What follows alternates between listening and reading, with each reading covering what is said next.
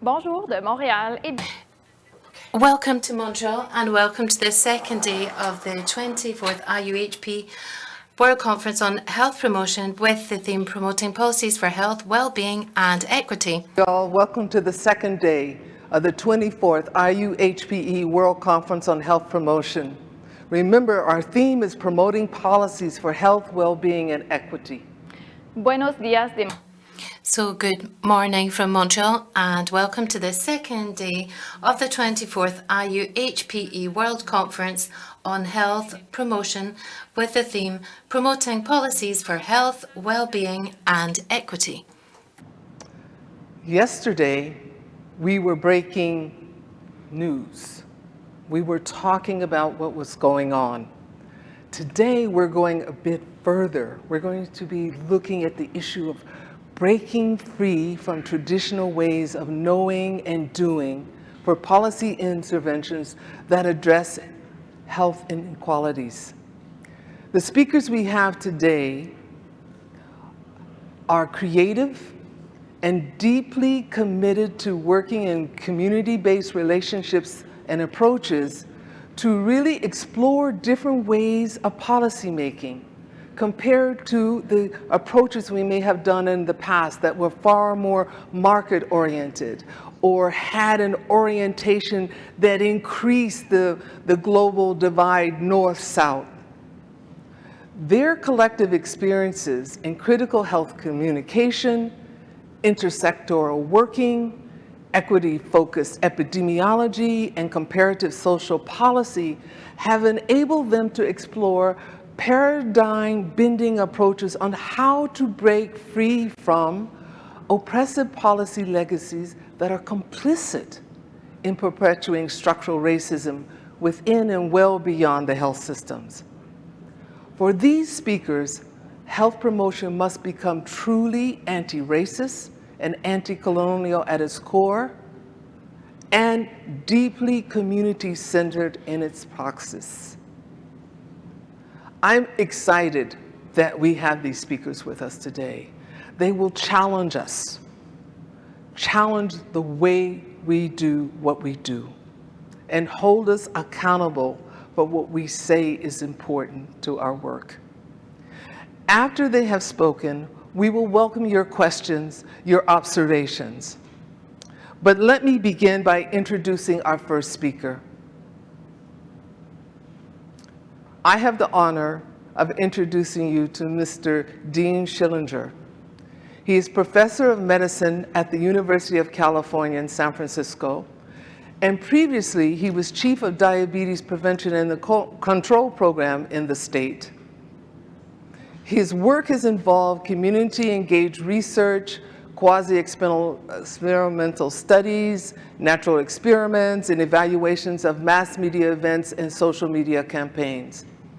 Of Chilean descent, he has extensive experience with Latin, Black, and Asian Pacific Island populations. You should know that he co-created an award-winning youth-led diabetes prevention social media campaign entitled The Bigger Picture, which combined arts with public health as a means of catalyzing social action. Finally, he's the recipient of the American Public Health Association's Everett Rogers Award for Lifetime Achievement in Health Communication Science. So I pass the stage over to Professor Schillinger. Dean, can you hear us?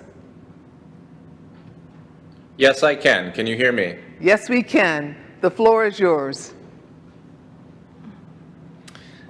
Thank you very much. It's an honor to give this morning's opening talk, Harnessing Youth Voices to Change Health Promotion Conversations. And I will be talking about a new campaign that is part of the Bigger Picture initiative that was just described, called Survival Pending Revolution.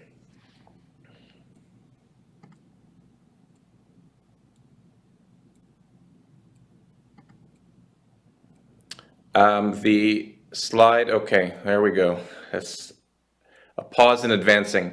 The framework, as mentioned, is today I'm going to talk about breaking free. In this case, breaking free about how we communicate around health promotion through the use of a case study around COVID vaccination, promoting COVID vaccination in young people of color. The campaign is disseminated through social media platforms. And as you all know, the function of social media as it relates to public health is quite complex. And we put forward a conceptual framework that was published last year in the American Journal of Public Health with respect to the multiplicity of roles that social media can play on public health, ranging from social media as contagion to social media as inoculant to social media as disease prevention and treatment. And today I'm going to focus on one of the outer rims of this sphere model by talking about different ways we can think about the communication attributes of the content that is being promoted on social media, as well as the messengers, the selection of the messengers themselves. I will be talking about a spin-off of the larger campaign known as the Bigger Picture. And for those of you who are intrigued after my talk and on your own time, please go to the website and you can view over 25 video poems related to diabetes prevention control that focus on the social and environmental conditions that are accelerating the epidemic, as well as 5 new pieces related to the Survival Pending Revolution campaign that I will be talking about today. The Bigger Picture is a partnership between Youth Speaks, which is a youth-centered, arts-based organization in San Francisco, California, and the University of California, San Francisco, whose initial goal was to combat the spread of type 2 diabetes. Now, we pivoted, as many in the world have, to focus on COVID and COVID vaccination, in part because of the well-known disparities that were observed, particularly early on in the epidemic, but still persisting today in the United States with respect to disparities in COVID death rates. And here you can see the marked disparities that have been observed between Black, Indigenous, Pacific Islanders, Latinx, and Asian populations relative to white populations with respect to mortality from COVID. As we also know, there have been numerous studies demonstrating disparities in willingness to get vaccinated with variation across racial and ethnic groups. Yet little has been explored to overcome some of the barriers to willingness in getting vaccinated, particularly among younger groups. In California, there are marked disparities in COVID vaccination despite massive efforts on the part of counties and states to advance vaccination, with significant disparities, particularly for American Indian and Black and Latino populations. These disparities also persist with respect to receiving the third vaccine, the COVID booster. And what research has been done to examine young adult perspectives on COVID-19 vaccinations have been remarkable for the lack of actionable insight with respect to the kinds of interventions that might overcome barriers. For example, in the conclusions of this highly disseminated paper, the conclusion is that public health interventions should target reasons for hesitancy, address concerns about safety, and underscore the importance of vaccination for this population. This is not a terribly novel or actionable conclusion for a population-based study of COVID vaccination hesitancy. In addition, the discourse in the medical community in particular has tended to shy away from issues related to policies and politics. This highly regarded article in the New England Journal of Medicine, the title itself gives you a sense of the stance that many health professionals in the United States have taken with respect to COVID-19 vaccination. Let's keep politics out of it, as if magically that would enable people to become open to receiving vaccination.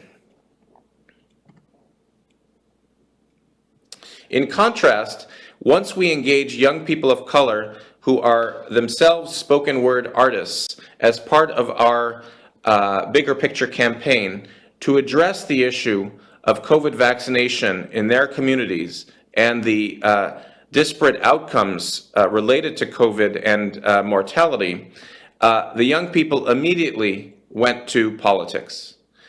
In fact, the lead to the entire campaign of Survival Pending Revolution is listed below and reads as follows. COVID is a virus that doesn't discriminate, but society does. People of color have suffered and died from COVID more than others. Now we have a vaccine. So the introduction to every video in the campaign makes a clear statement about structural racism and asks a very clear question that, as you will see, is answered in very creative and often quite ambivalent and ambiguous terms, leaving the viewer to herself to make her own decision based on what she has just viewed.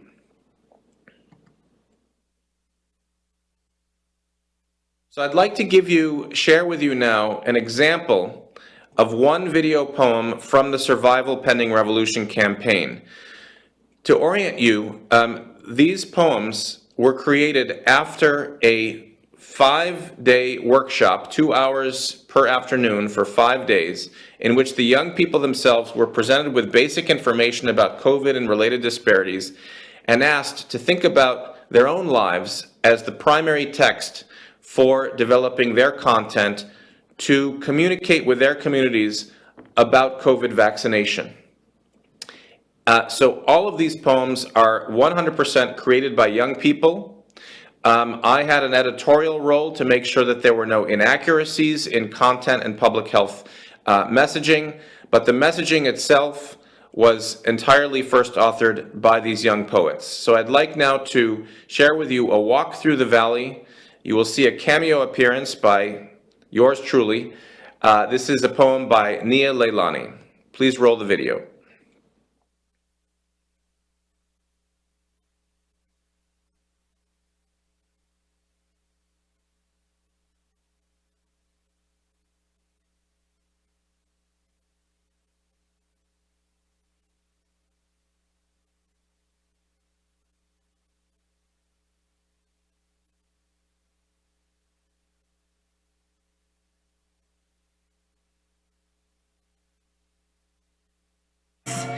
As if they alone give my skin permission.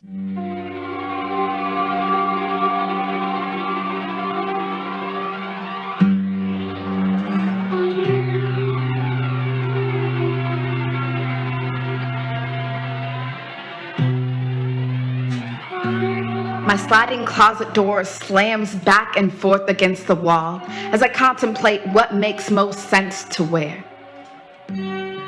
I push past my favorite unapologetically black tees, as if they alone give my skin permission to breathe freely.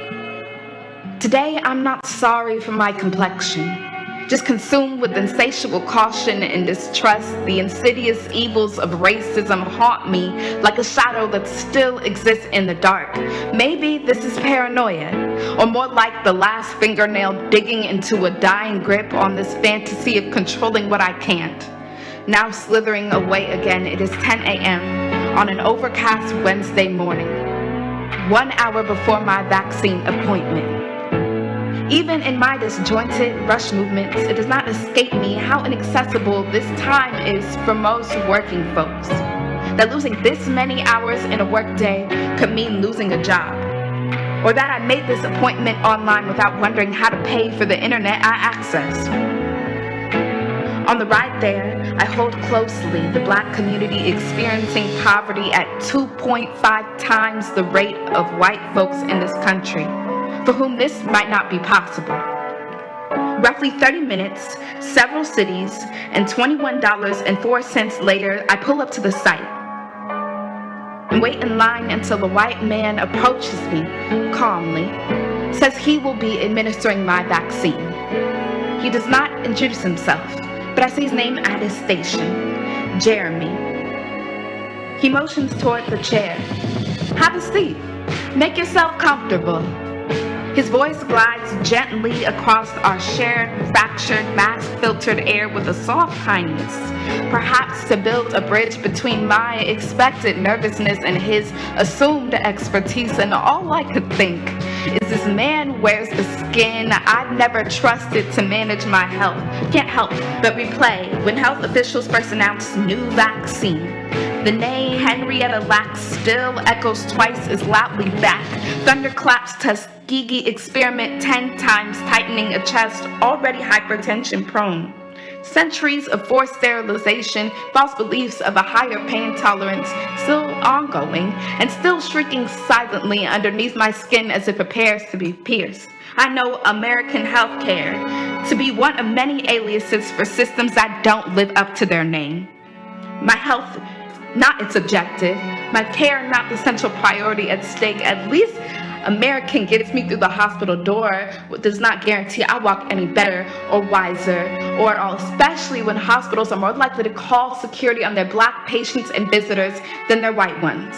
I don't know what health insurance will protect me from this literal health insecurity. This is why every medical practitioner I've ever chosen is a woman of color. Perhaps this is where medical racism's unshakable shadow is most unseen, but at least there's a higher chance that she knows the intricacies of the dark. I wonder if Jeremy knows black women are 3 times more likely to die from COVID-19 than white men. Yet the unknown and unanswered questions I have about this vaccine make me feel equally as grim. What exactly is in that syringe? What are its long-term effects? How can I trust it when I don't trust the system it came from? How many times will I be asked to make blind decisions for my survival, for his? I could list a million reasons not to be here, yet I am anyway. They say black and Latinx folks are getting vaccinated around half the rate of white folks in the US, even though we've had higher rates of cases and deaths. And I immediately think of a recent Saturday Night Live skit. Made a game show about black folks' unwillingness to get vaccinated, an American cultural staple of reducing black trauma in entertainment. I wonder how long these manufactured laughs will last until we become the new face of anti-vax. And they tell every black person who did not get their shot that death is a bed they deserve to lay in. But get this, in the first month these vaccines were available, they went largely to communities that were least impacted. This pierces me much harder than that shot. Less than a pinch worth of pain. The silent shrieking underneath my skin does not manage to escape as Jeremy recites side effects on a timeline until I am considered safe. And he confidently states, that's it? As if the only suffering worth mentioning ends 2 weeks after my second shot. 3 million people dead and counting globally.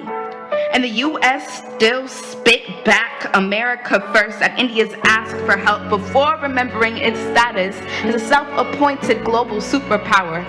Patents and vaccine holds have already set back Africa's development back up to 5 years, which is to say, racism's shadow has always been bigger than the sidewalk's tracing of my body. I got my shot to stand with the people who know this darkness like the back of their hand. And for my elders, whose belly rolls have never succumbed to an apology for their blackness. All I want to do is hug them and tell them that they are the reason I know glory to be human. And for me, to gamble on the promise of another tomorrow and live to tell about it, even if it means a walk through the valley of the shadows.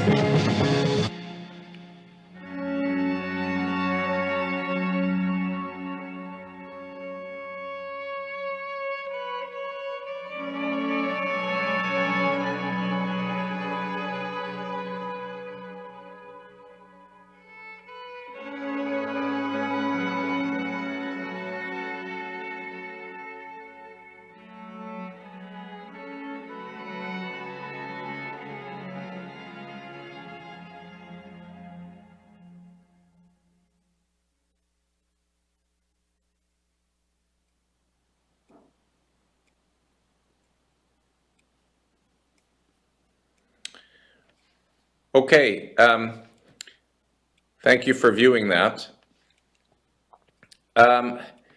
So to give you a little perspective, well, let me just first say that when I first read this poem,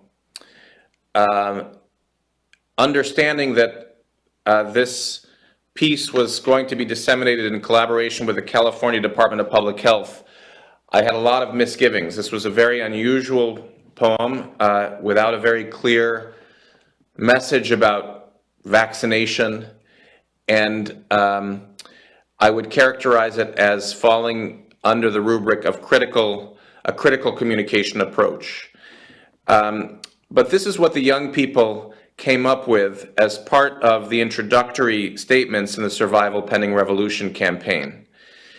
Beginning in the fall of 2020, in the midst of COVID-19, record-setting fires and uprising in support of Black life, the Bigger Picture Project expanded its focus beyond type 2 diabetes to address the myriad ways that structural violence manifests to disproportionately impact the health of marginalized communities. We recognize the conditions that allow type 2 diabetes to ravage our communities are also the same conditions that make us most vulnerable to pandemics, climate change, police violence, and other ways structural violence manifest. We also know that these conditions are interrelated. For example, having type 2 diabetes raises COVID mortality rates by 2 to 3 times. These conditions are entirely preventable because they are the result of environments built centering racism and classism instead of equity and collective welfare. Join us in using your voice as an instrument of change to help protect the health of Black, Indigenous, Latinx, Pacific Islanders, and working class communities most targeted by structural violence. Join us in shifting the conversation, in connecting the dots, in making the bigger picture even bigger. This is a very compelling introduction that really helped me push through my own discomfort in advancing this kind of communication to the state. As I mentioned, we now have 5 pieces that are on the website. We are currently producing 7 additional video poems that will be coming out shortly. And the question that often arises is, why is the campaign called Survival Pending Revolution? And as it turns out, these 3 words were the 3 words that the young poets in their workshop could get behind. There was a lot of discomfort when we initially approached them about advancing a COVID vaccination campaign for their community. And after 2 days of discussion, this campaign title helped bring them together behind a common theme for their pieces. Survival Pending Revolution is part of the philosophy, the underlying philosophy of the Black Panthers, a civil rights movement developed in the 60s, co-led by Huey Newton. And he wrote that we recognize that in order to bring the people to the level of consciousness where they would seize the time, it would be necessary to serve their interests in survival by developing programs which would help them to meet their daily needs. These programs satisfy the deep needs of the community, but they are not solutions to our problem. That is why we call them survival programs, meaning survival pending revolution. This construct very much resonated with the young people and served as an underlying motivation for their pieces. Now, to review why the underlying science behind the survival pending revolution construct, I will give but 2 examples. The first was in the United States, data related to the state of housing and the ability of individuals to quarantine in the context of having a COVID infection or a family member infected with COVID. Dr. Siegel from Case Western in Cleveland did a study, a national study that showed that isolation or quarantine was impossible in over 25 million dwellings, accounting for 21% of all U.S. residential units, because they lack sufficient bedrooms, bathrooms, or both. Overall, 81 million persons lived in units unsuitable for isolation and quarantine. Relative to whites, non-Hispanic persons, Native American, and Hispanic persons had 2 to 3 times higher odds, and Black and Asians 1.7 times higher odds of occupying units unsuitable for isolation or quarantine. Similarly, with respect to work settings and the ability to work from home and be protected from exposure, in the United States, the ability to work from home varied significantly across race, ethnicity, citizenship status, and education level. Only 3% of individuals with a less than high school education were able to work from home during COVID-19, compared to over half of those with an advanced degree. Again, describing the ways in which social and environmental conditions lend themselves to disparities in COVID mortality. Now, this construct of the social causes of mortality from a pandemic led my colleagues David Williams and Lisa Cooper to write a very influential paper that we showed the young people prior to their developing their poems, in which they describe a new kind of herd immunity. They write that the striking disparities reported for COVID-19 are a clear reminder that failure to protect members of society not only harms them, but also increases the risk of spread of the virus with devastating consequences. COVID disparities are not the fault of those who are experiencing them, but rather reflect policies and systems that create disparities in good times and inflate them in a crisis. The U.S. must develop a new kind of herd immunity, whereby resistance to the spread of poor health occurs when a sufficiently high proportion of individuals are protected from and thus immune to negative social determinants. I think this is very clear in Mia's poem, the concept of a new kind of herd immunity. So I'd like to leave us with the underlying message of Mia's poem and of my talk, which is the need for us to truly break free from not only the old ways of traditional public health messaging, but the recent and quote-unquote modern ways of public health messaging.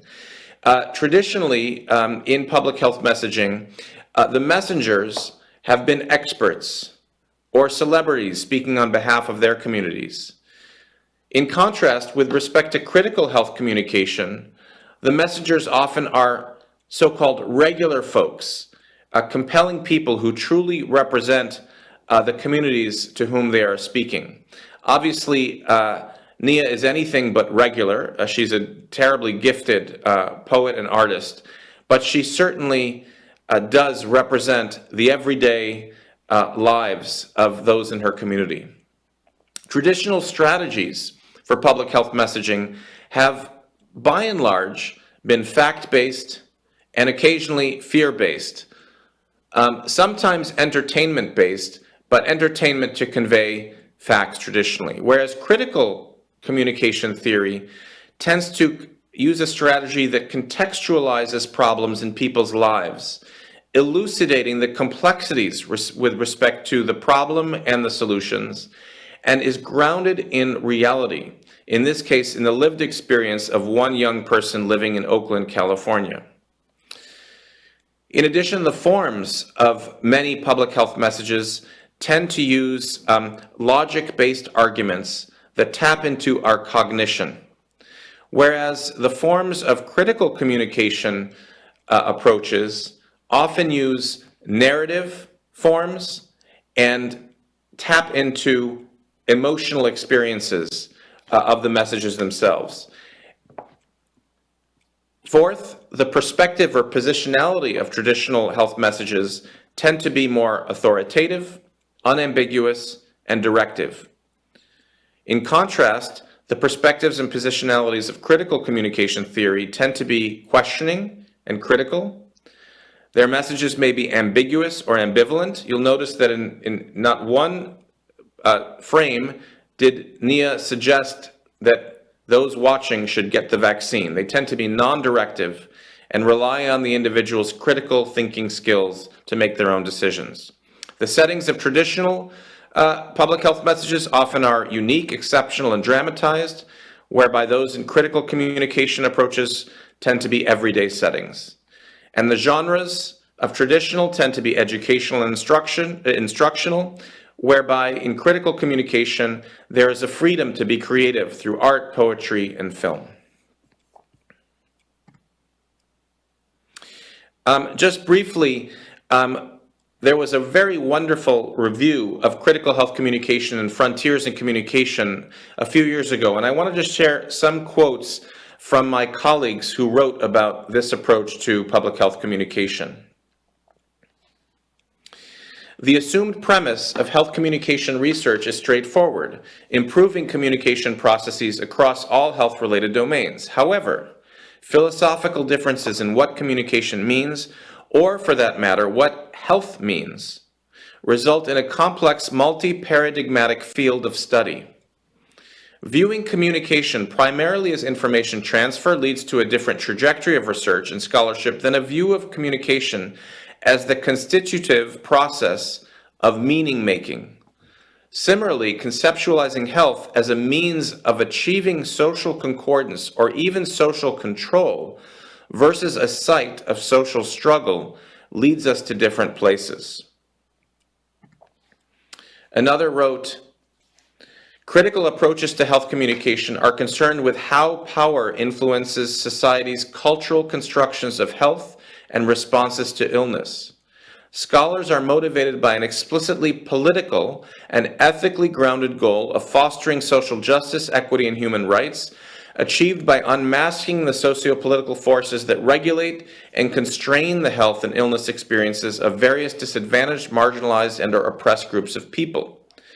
Critical theorizing involves deconstructing dominant, taken-for-granted assumptions about health, often with the hope of introducing possibilities for alternative, more inclusive meaning systems. One might say critical approaches are inherently, indeed overtly, biased. That is, critical health communication scholars enter into the fray with a clear personal commitment to promote progressive social change as a lever for health and development. And what I find remarkable is that none of these young poets read this frontiers in communication issue, but very naturally arrived at critical health communication approaches to advancing their messages.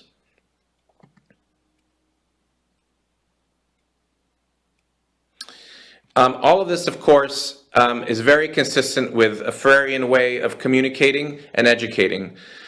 He wrote that education either functions as an instrument which is used to facilitate integration of the younger generation into the logic of the present system, or it becomes the practice of freedom, the means by which men and women deal critically and creatively with reality and discover how to participate in the transformation of their world. So I encourage you, if you have the time, to look at the Bigger Picture website and view these videos on your own time. They're all as stunning as Nia's, and more to come. Thank you very much. I pass it to the facilitators and Dr. Gentelet. Merci beaucoup, Monsieur. Thank you very much, Dr. Schillinger, for sharing your experience and underlining the importance of innovation when it comes to public health communications. So our next speaker is Madame Karine Gentelet, who's professor in the Department of Social Sciences at the Université de Québec in Ottawa, and she holds the Abiona ENS of each year on artificial intelligence and social justice. That's the International Observatory on the Impact of Artificial Intelligence. Her research on digital technology and AI deals with the use of AI to improve social justice, the recognition of Indigenous peoples' rights, the ethics of research in an Indigenous context, and the social responsibility of researchers. And she's very active when it comes to promoting human rights within Amnesty International since 2017. Can you hear us well, Madame Gentelet? Yes, can you hear me well? J'ai pas de retour de... I haven't got any answer, but thank you. I'm very happy to be here with you. Thank you for this invitation. It's a real honor for me to participate in this conference and present the work that I have carried out. Now I'm situated in Montreal, And the fact that we're talking about processes of dematerialization of social interactions and health issues does not mean that we should render invisible the imbalances of power as a result of colonialization. And before I start my presentation, I'd like to recognize that I'm on an Indigenous territory that's been a meeting place for diplomacy between people, and also the Treaty for La Grande Paix, the Great Peace. And so I'd like to recognize that the Mohawk Kaniga Nation for its hospitality in welcoming us onto its unceded territory. So the presentation that I'm going to make today concentrates on research that I carried out in April to August 2020 within the framework of a working committee that was set up within the Observatory on Societal Impacts of AI, which is situated at Laval University. And in this committee, we looked at technological responses to COVID. And I am very happy to take the floor after Professor Schillinger, because that is one of the elements that I noticed in all the discussions around COVID and the solutions that were proposed for COVID, in particular as regards digital technology and AI-based solutions. I thought there was a blind spot, in fact, between the solutions put forward and social health inequalities that have been observed for several decades that were very much to the fore, but were not integrated into the solutions that were proposed, in particular in terms of digital applications and applications using AI. Before I start, I'd also like to start with a premise, something that's important in a multidisciplinary conference. I'm an anthropologist and sociologist by training. And so, of course, when we're talking about digital technology, it's hard to find a common ground. So I'd like to introduce the concepts that I used in my research with a legal student, a law student, Alexandra Barry. And in fact, we drew on theories that are based on sociology and also on different forms of discrimination and health inequalities and social inequalities, as well as drawing on theories of margins when it comes to AI and critical studies on data. Another element that we tried to link up with social determinants of health was this concept of vulnerable populations when it comes to AI and digital technology. Often we refer to vulnerable populations, and it was important for us to develop these concepts of marginalized populations, and in particular deal with intersectionality and power relationships, and make sure that we could have a field perspective that was bottom-up. So we did a scan of literature in our research to try and establish how the different groups that were impacted by coronavirus and COVID-19 tried to come up with solutions to react to all of this, and how the solutions that they proposed were actually related or not with the technological solutions that were advanced during COVID-19. So the COVID-19 crisis. I'd like to give you some background here so that you understand to what extent these technological solutions were deployed and the context for their deployment, and how we came up actually with these technological solutions. Of course, we have to understand that this was a crisis of unprecedented scale.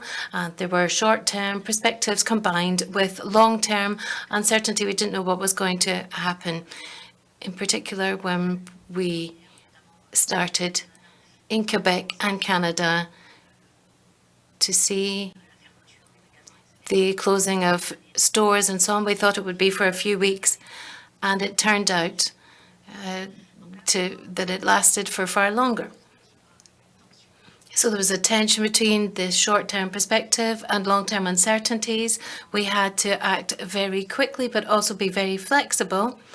That meant that this exerted stress and pressure on the medical system and the state system, persistent stress on a large scale. So we also saw new issues emerging, which evolved over time. So flexibility played a very significant role in this context. Now, there are lots of issues that have already been explored by my colleague, and as I just have 14 minutes remaining, I want to make sure that I can concentrate on the most relevant points for you. So let's look at the responses that were put forward. Let's explore this. In the digital and AI responses proposed for dealing with COVID, there were tools that put forward to help with social distancing and surveillance of movements.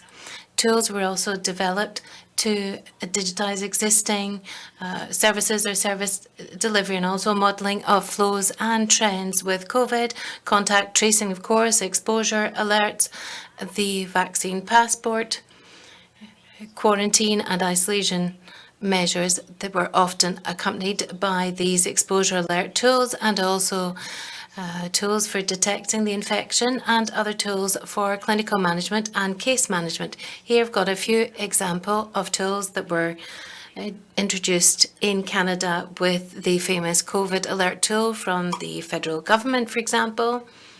And there were other tools that were set up to help with decision-making in the medical sector. And when I refer to tools and devices, that's another tool in the medical area. And then finally, a tool that was developed by Quebec researchers to show how we could actually respect social distancing measures, which was 2 meters in Quebec. So I am having to rush ahead because I want to jump over that part that's been dealt with far more eloquently by the previous speaker, my colleague. So one of the research areas for us, and which led to this literature scan together with Alexandra, was because we said there's a great deal of literature on social determinants of health and health inequalities, and we don't understand why there's no link with the digital inequalities that I'm going to explore with you, and why are we not actually joining up these dots.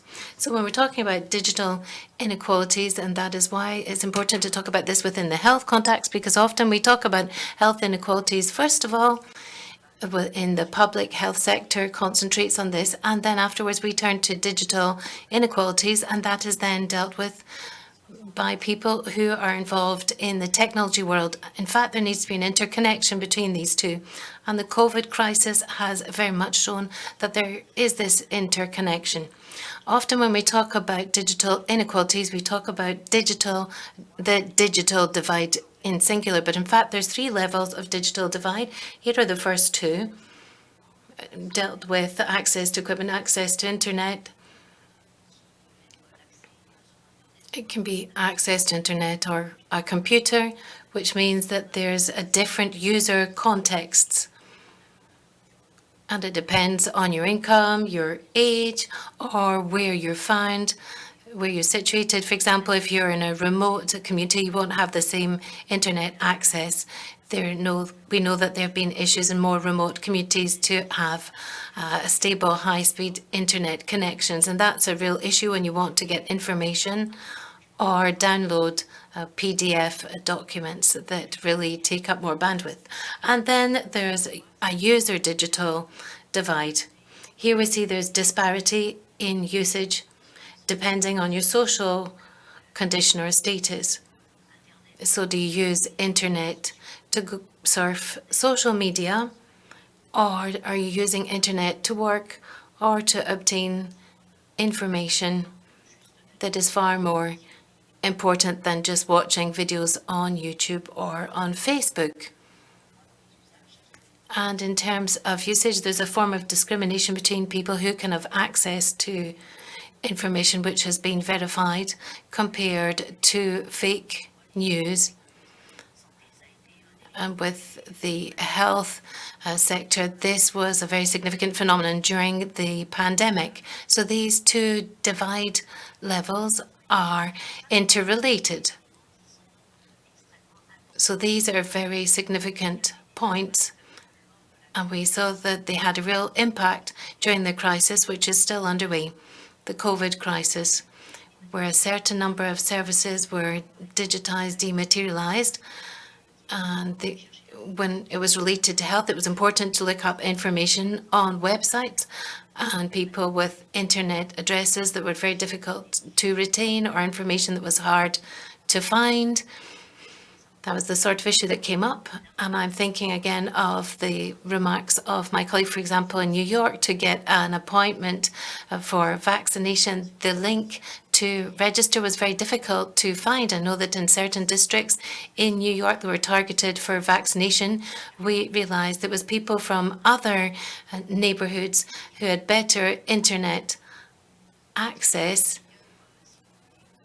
and who were more digitally savvy, who were the ones that were able to register, whereas in fact this website was meant to be reserved for priority vaccination communities. So it was a different effect that occurred from the one that had been expected. So as I've said, these two digital divide levels are very important.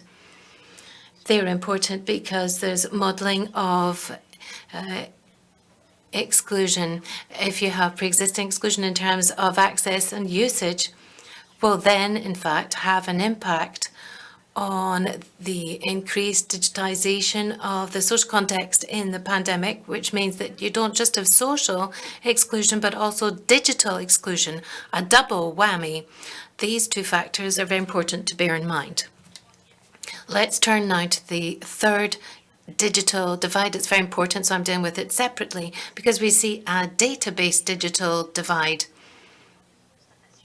And the first findings in terms of digital divide level 1 and 2 have been grasped quite quickly and were taken on board as a major issue quite quickly. But this third digital divide based on data is an emerging issue that has not been fully measured. That is why I want to deal with it separately. So this third level of digital divide is as follows. It's the fact that there's an underrepresentation of certain population groups, and in general these are population groups that are already on the margins in terms of data coverage, and the responses that are developed with digital tools and AI use biased data, so the solutions don't meet their needs. This means that there's not just the original bias in terms of society because they're not well represented, but they're also not well represented in data, which further reinforces the bias in terms of the solution. So there's invisibility here. This leads us back to theories on digitization of services, where we talk of marginalizing those who are already marginalized. So that means that those on the margins are even pushed further to the margins because of these biases, this skewed approach, and this discrimination, which becomes structural in form on several levels. So I'm going to skip over a few slides. I wanted to talk about what has been carried out in Canada about the invisibilization of certain groups in data. And this is an initiative that's being pursued in Montreal. It's called Colours of COVID.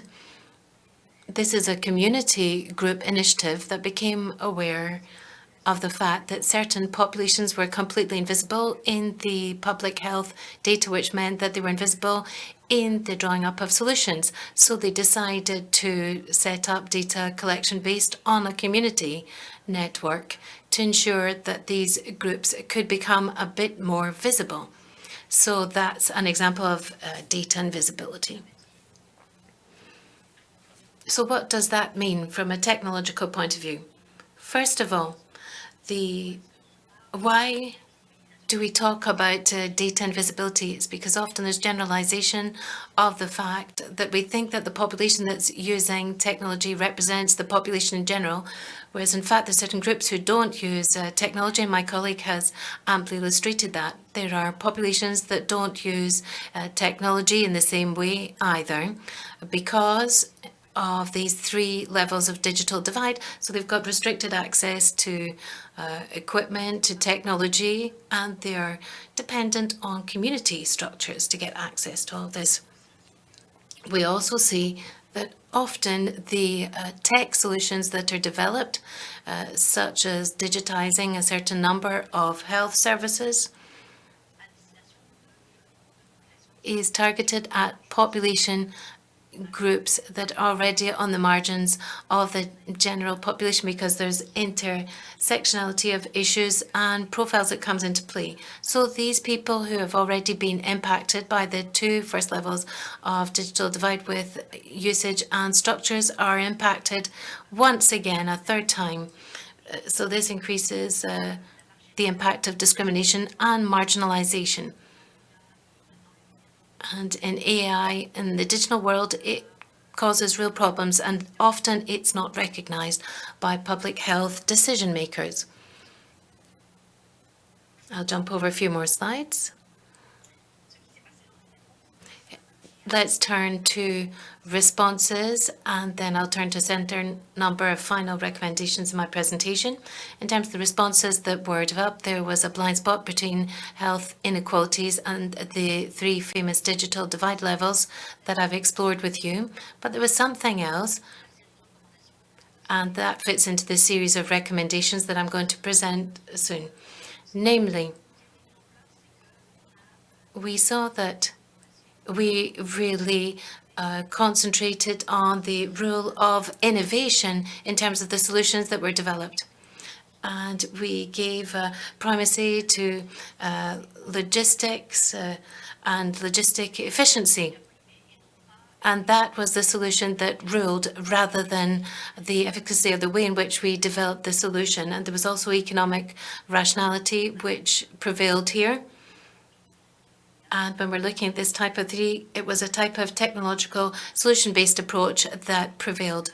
All of the solutions that were developed in terms of the health system and the decision-making tools were tools that were presented as tools that would resolve issues, would perhaps not completely resolve them, but come up with solutions and make things easier.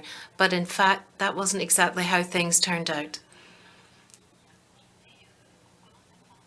And then there's another issue that we're just starting to look at, namely experimentation. We said that technology was going to be the solution, but as I believe the Prime Minister said, that we're building the rails while the train is moving forward. So this is experimentation during times of crisis, but there was a lack of critical reflection on structural issues. So discrimination was reinforced because it was biased data and the fact that tools were developed without taking account of these biases, and also the fact that tools were developed for economic reasons or logistical efficiency or managerial reasons rather than anything else.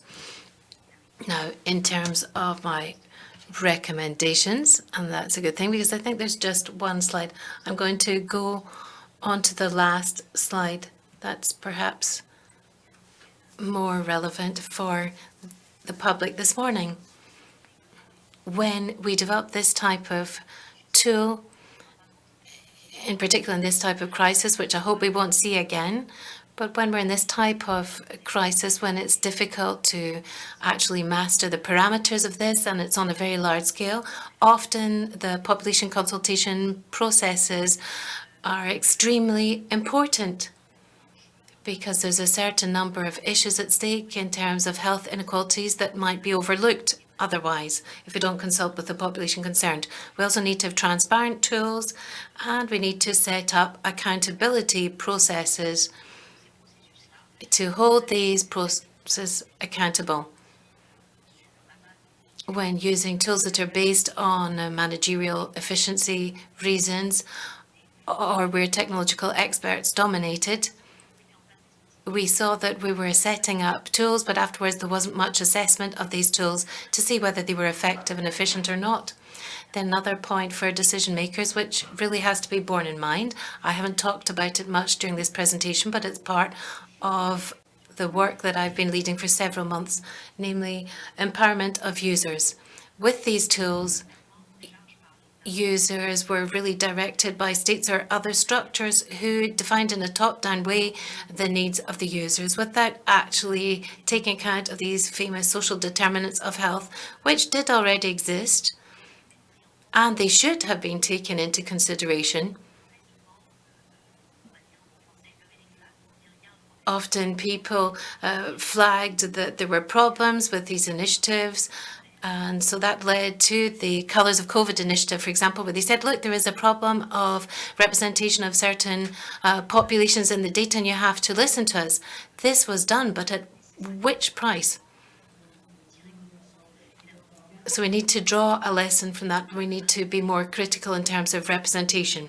Then another element, and I'm concluding just to actually reassure you, but there's the critical representation of tools, which is important as well, and administrators and decision makers that have to draw up tools that help them with health decision making, but they also need to actually evaluate these tools to understand where the data is coming from, what's the origin of the data, so they can actually evaluate this properly and see at which level the data sets, or to what extent the data sets are biased, and they're always biased because they're based on different users and the usage is biased, so the data is biased. Then there has to be evaluation of the methodology that's been used to develop these tools, and with this methodology actually serve the aims for which it was developed or not. And there's also the question of social buy-in, social acceptability. Is it acceptable to draw up this type of decision-making tool which will allow for contact and notifications? We know there's certain population groups who really suffered a great deal and were very much impacted by this. For example, certain single-parent families where the women were not able to fall ill or isolate because of their family responsibilities, and they had precarious migrant status. So these tools were more a way of controlling them and excluding them further rather than achieving the original aim. Then another element that's important to consider is human rights compliance of these tools.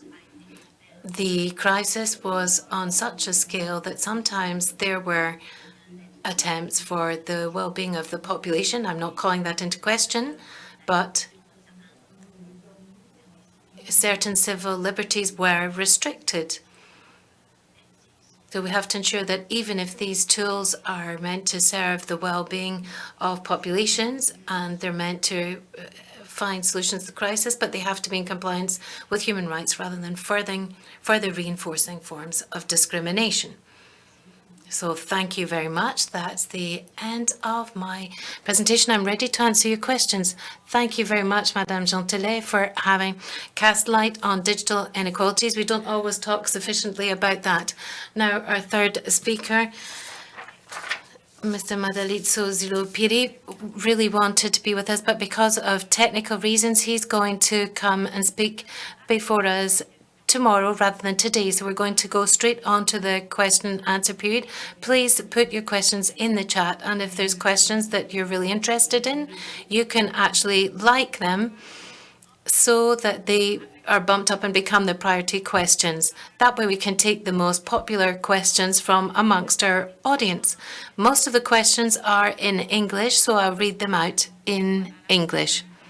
So the first very popular question in the chat was as follows, and it's also a comment as well as a question. We could conceive of most health promotion programs as survival programs.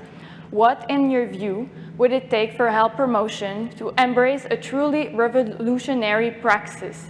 Or what are the obstacles that you find prevent from bringing this into being?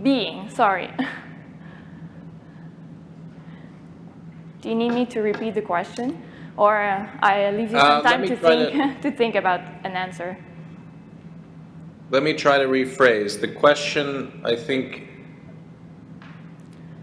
is to what extent can health promotion messages shift away from survival programs to more fundamental messages regarding revolution? I think that we are beginning to do that. In fact, I would say that this conference is an example of the ways in which we are shifting how we communicate what we are communicating about. It is notable, of course, that our expertise tends to get leaned on in the context of a crisis. In this case, it was a pandemic. And it's striking to me that we needed to create health promotion messages that responded to that crisis. And responding to the crisis, of course, in the short term is about survival.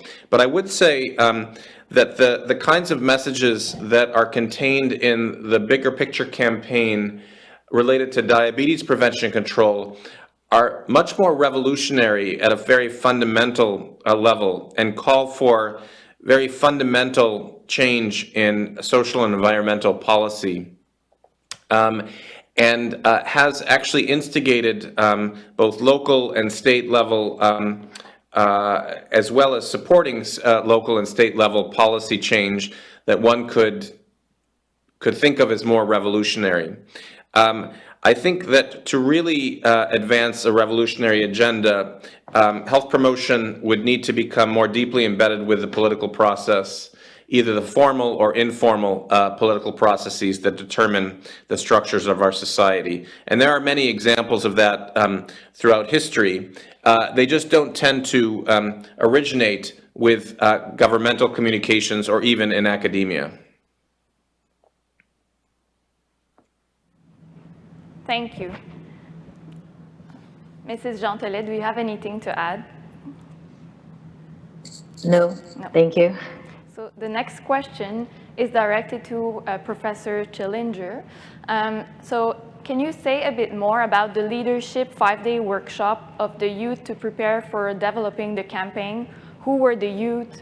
How they were chosen, and why did they want to participate? So can you tell us a bit more? Thank you. Yes, absolutely. So the Bigger Picture campaign started about 10 years ago, and one of the most successful poets from that campaign was a young man at the age of 17 at that time named Gabriel Cortez. And he now is the director of the Bigger Picture program at Youth Speaks 10 years later. He facilitated the workshops. I provided him with public health content, some of which you saw today, but he really was able to translate the Bigger Picture ethos into conversations with young people to motivate them to create their art. Now, in the Bigger Picture campaign, historically, we have engaged young people who are at the end of high school, who have been part of the Youth Speaks after school program, who are already fairly accomplished writers, to engage around diabetes. With respect to Survival Pending Revolution, we handpicked successful graduates of the program who were in their late teens or early 20s, because we had a very need for a rapid turnaround, and invited them to participate in this statewide campaign. They did receive a stipend each. I believe it was $500 for their work and their participation. And I would say that what got them to the table was their commitment to the organization of Youth Speaks, their knowledge of the larger Bigger Picture campaign and its history, and their sense of needing to do something in the context of an epidemic. I think we've all felt that emotion of, we're stuck at home, what can we do? Even though I worked in the hospital, I often felt, what is it that I can do? Here I am at home eating dinner with my family. I feel like I need to engage. That said, once they got into the room, it became apparent that there was a need for significant conversation and discussion about what are we doing here and whose bidding are we doing? Whom are we trying to help and whose voice can we bring to the table? So I don't want to make it sound as though the young people were deeply enthused about creating messages to promote vaccination. I would say that they were quite ambivalent and struggled for many days as to what messages and what content would reflect the true spirit and concerns of their peers. Thank you very much for your answer. So the next question is from a participant who says, it seems to me that the message of the two speakers is that in order to address inequalities, both in monitoring the problem and in designing intervention, the key is to listen to people. So the question is, why is that seem to be so difficult to do?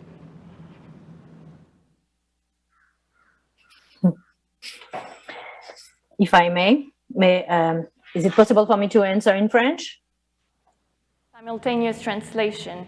So there is simultaneous translation, so you can answer in French. Okay. It's just that for me, Okay. it's easier because the questions are in English. So No, you I can go ahead understand. in I French. understand. No worries. Ok. En fait, c'est la question. So that's the multi-million-dollar question. It's an excellent question. And that is why, personally, I was extremely disturbed at the beginning of the pandemic.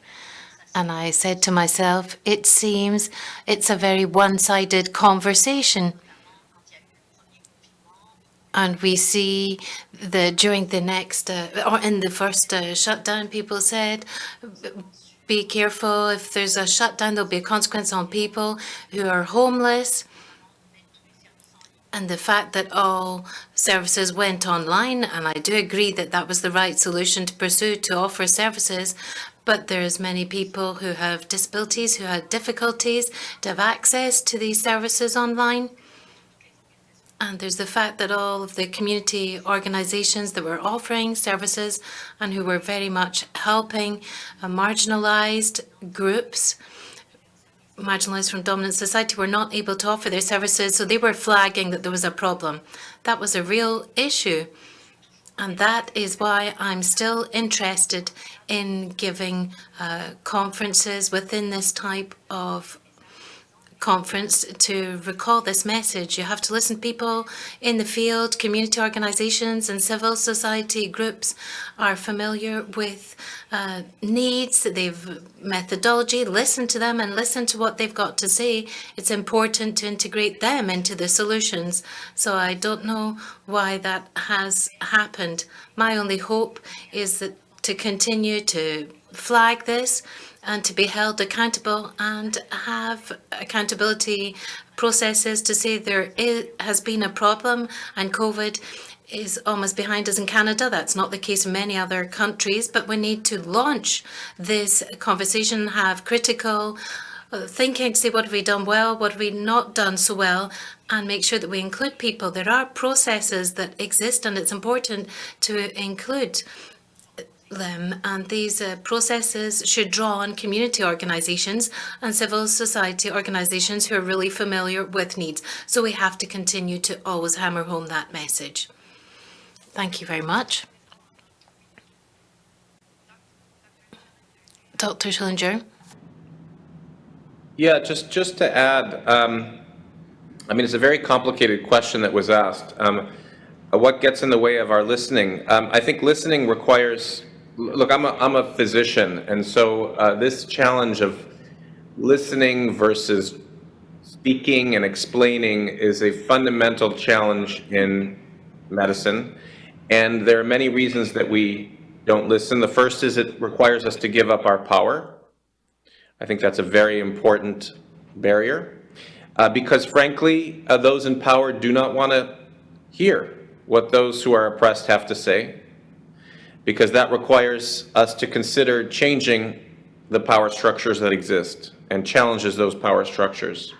In addition, our social structures themselves often preclude the time and space to have productive interactions, true interactions. There is no public square. Maybe people will say Twitter is the public square, but there really is, in a very hierarchical society, there are relatively few opportunities for those who are separated across social distance, and I don't mean that in the COVID sense of social distance, but the true sense of social distance, to have exchanges of ideas. And so those times are constrained, they're highly stressful often, and do not lend themselves to mutual interchange.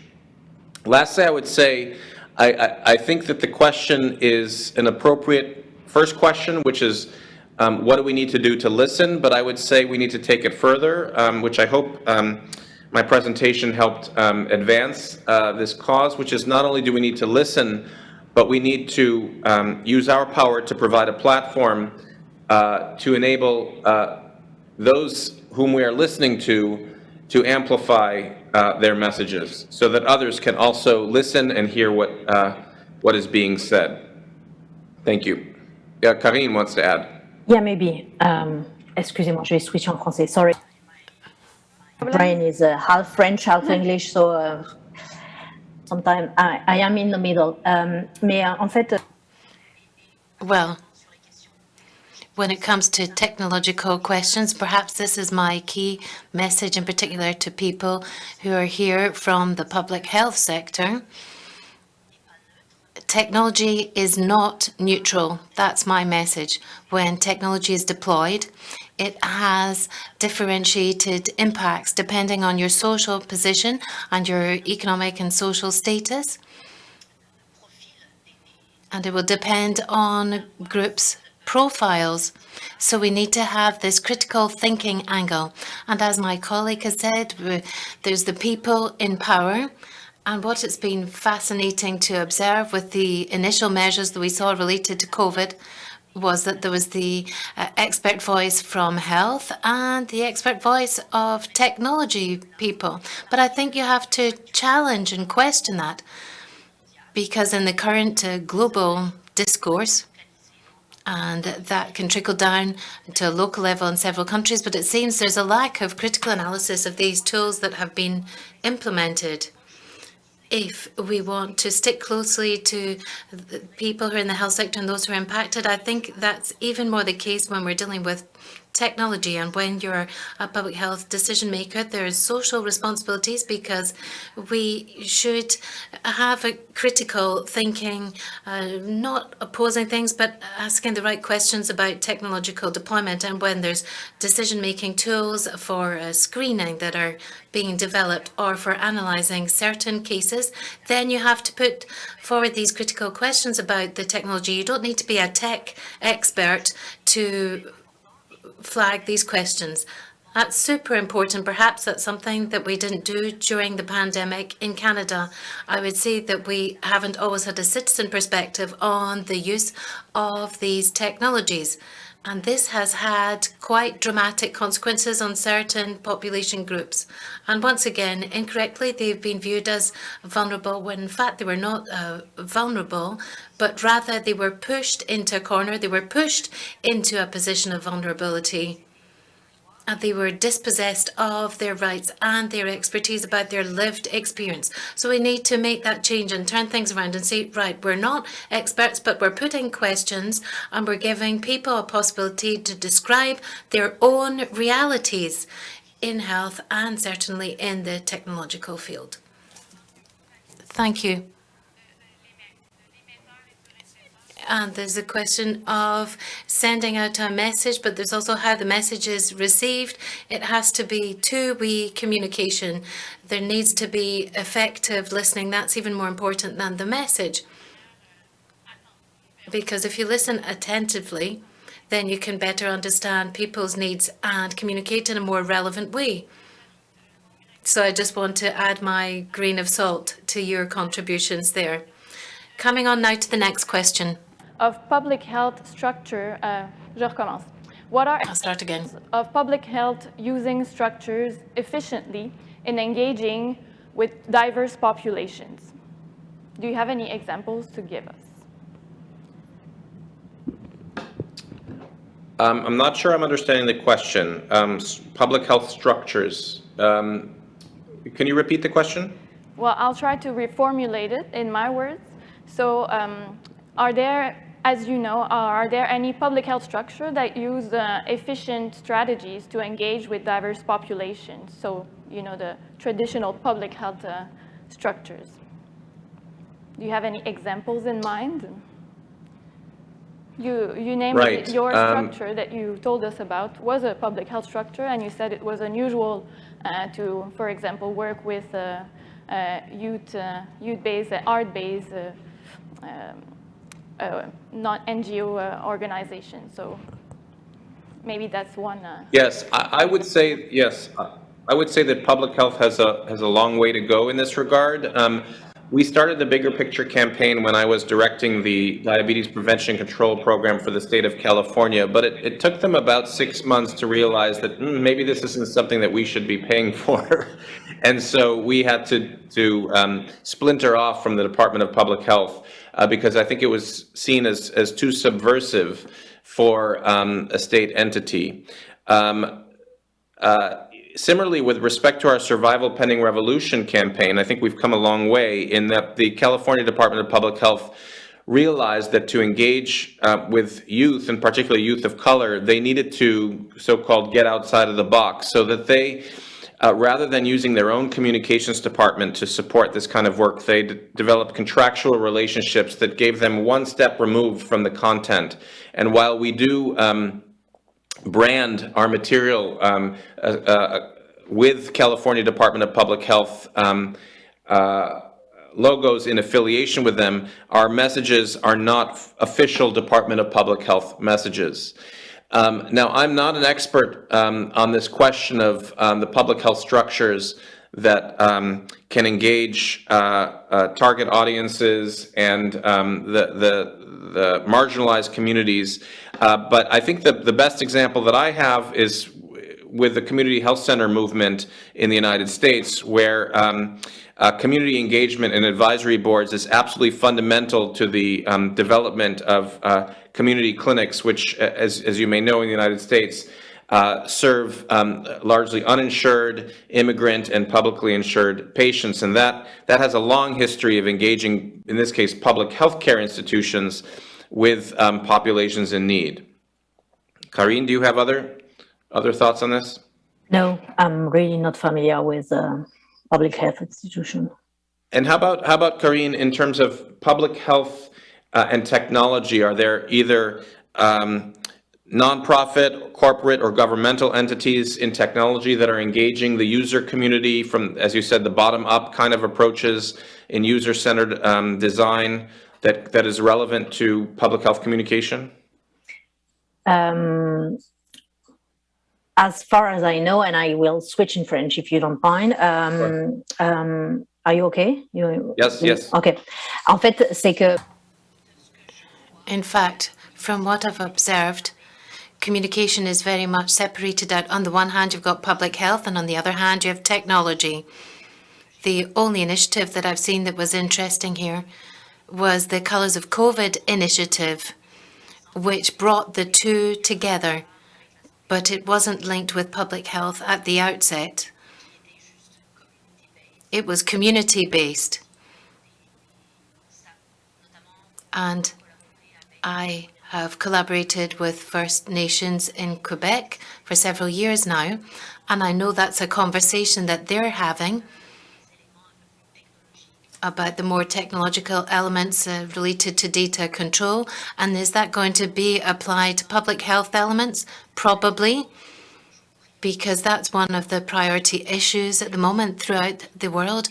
As a result of COVID, this question of health data is becoming a real issue, because health data are the least commercialized, but there's a potential that they could be commercialized and used in lots of different sectors, potentially.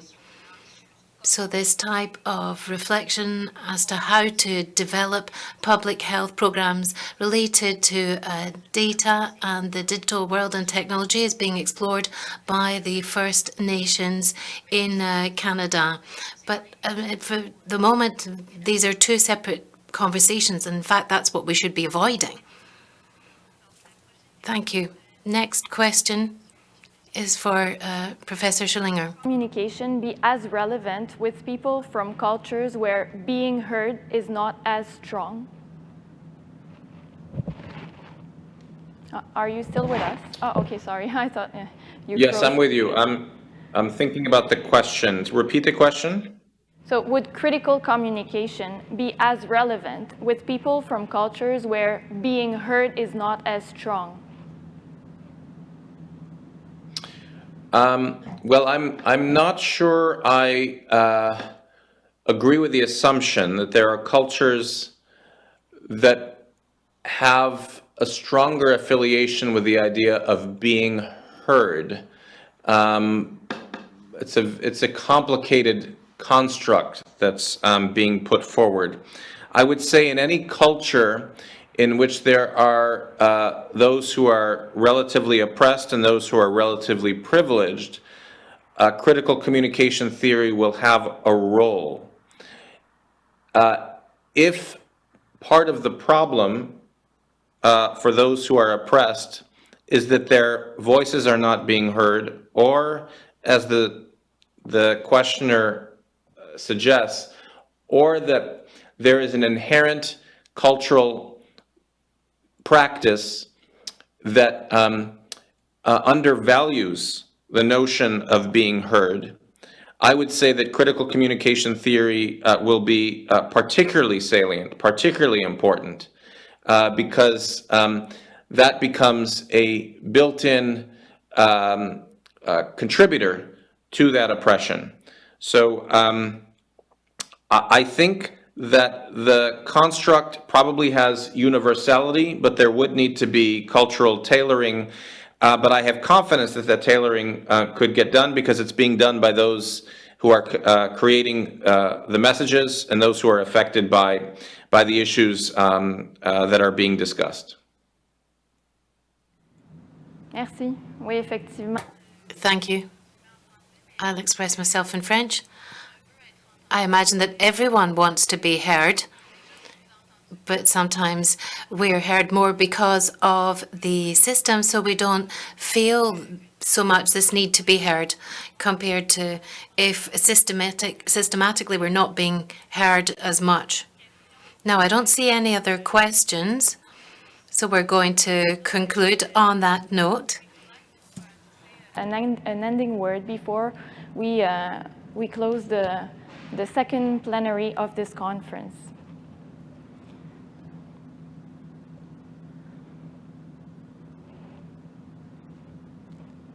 No.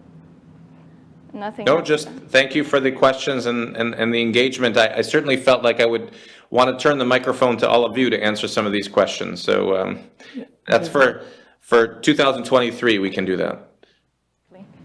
Merci beaucoup. Yeah. Thank you. Merci. Thank you very much for this rich exchange and having flagged the inequalities related to the pandemic, but also looking at digital inequalities, and you've shed light on inequalities related to housing as well, and the commitment of young artists. So thank you for having shared your experiences with us. And now I will give the floor back to my colleague Erma for a few announcements before you get down to the rest of your day. Very quickly, before we go on to the rest of the program today, just a reminder that there is technical assistance available if you have problems trying to connect to sessions and so forth. You've already had in the invitation message the link that you can use, but there's fantastic people behind the scenes who can help sort those issues out. Just to remind you that the conference document, Tochake statement, is already posted on the conference platform. Please look at it. Make your observations, comments. If we can hear from you by the tomorrow afternoon at 3 p.m., it allows the drafters an opportunity to rework, update that particular document, and to have it available for the closing ceremony. Also keep in mind that until May 26th, this document will be on the platform, so you will have an additional opportunity to offer insights or points that you think need to be made before the statement is actually finalized. I'd like to take a few minutes to just, again, thank our partners and sponsors for the conference, especially the Ministère de la Santé des Services Sociaux du Québec and the Public Health Agency of Canada. And for those of you who are on Twitter, don't forget our tagline, @ IUHPE 2022. With that said, have a great day, lots of fantastic sessions. We've gotten a start in the plenary to really get us thinking about some of these issues.